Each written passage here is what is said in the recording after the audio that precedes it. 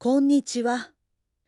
今日はサッカー選手の仕事や日常生活について詳しく紹介していきます。私はプロのサッカー選手です。現在は地域を代表するチームに所属して活動しています。子供の頃からサッカーに夢中でした。放課後になると友達と毎日のように練習していました。将来はサッカー選手になりたいと思っていました。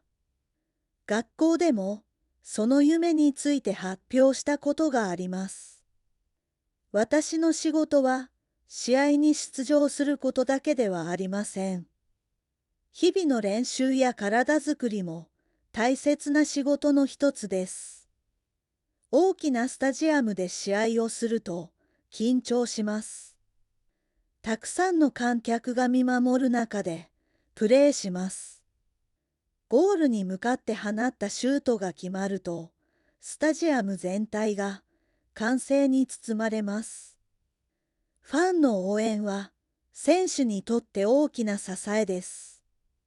苦しい場面でも力を与えてくれます。試合に勝った瞬間は特別な気持ちになります。仲間と喜びを分かち合う時間が好きです。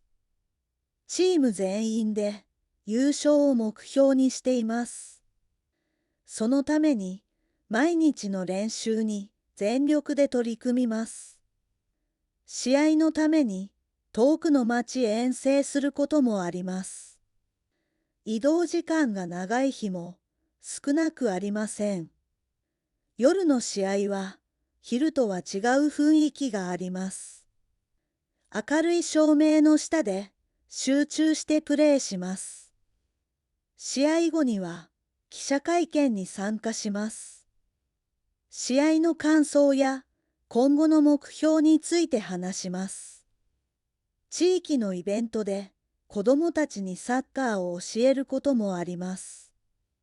とてもやりがいを感じます。試合で良い結果を出すために筋力トレーニングを続けています。強い体づくりは欠かせません。走る練習によって持久力やスピードを高めます。試合では最後まで走り続ける必要があります。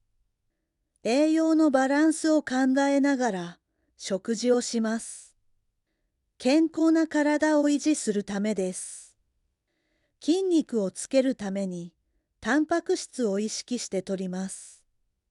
食事もトレーニングの一部です。練習中はこまめに水分補給をします。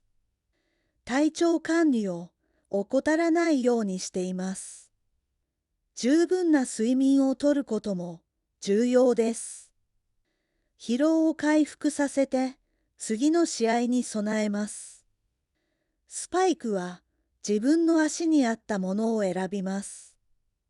怪我の予防にもつながるからです。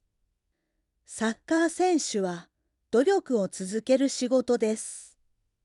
これからも成長を目指して挑戦していきます。もう一度聞きます。次は繰り返してみましょう。私はプロのサッカー選手です。現在は地域を代表するチームに所属して活動しています。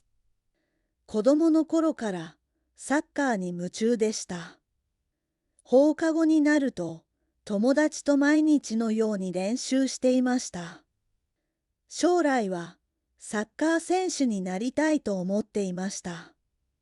学校でもその夢について発表したことがあります。私の仕事は試合に出場することだけではありません。日々の練習や体づくりも大切な仕事の一つです。大きなスタジアムで試合をすると緊張します。たくさんの観客が見守る中でプレーします。ゴールに向かって放ったシュートが決まると、スタジアム全体が歓声に包まれます。ファンの応援は選手にとって大きな支えです。苦しい場面でも力を与えてくれます。試合に勝った瞬間は特別な気持ちになります。仲間と喜びを分かち合う時間が好きです。チーム全員で優勝を目標にしています。そのために毎日の練習に全力で取り組みます。試合のために遠くの町へ遠征することもあります。移動時間が長い日も少なくありません。夜の試合は昼とは違う雰囲気があります。明るい照明の下で集中してプレーします。試合後には記者会見に参加します。試合の感想や今後の目標について話します。地域のイベントで子どもたちにサッカーを教えることもあります。とてもやりがいを感じます。試合で良い結果を出すために筋力トレーニングを続けています。強い体づくりは欠かせません。走る練習によって持久力やスピードを高めます。試合では最後まで走り続ける必要があります。栄養のバランスを考えながら食事をします。健康な体を維持するためです。筋肉をつけるためにタンパク質を意識して摂ります。食事もトレーニングの一部です。練習中はこまめに水分補給をします。体調管理を怠らないようにしています。